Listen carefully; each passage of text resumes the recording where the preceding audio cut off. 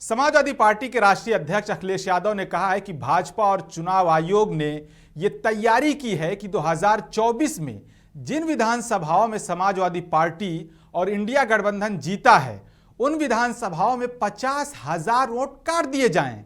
Sapa supremo ने ये गंभीर आरोप लगाए हैं। उनका कहना है कि भाजपा चुनाव आयोग ये तैयारी कर रहे हैं कि साल 2024 में जिन विधानसभाओं में समाजवादी पार्टी और इंडिया गठबंधन ने चुनाव जीता है उन विधानसभाओं में 50,000 वोट काट दिए जाएं। आप भी सुनिए।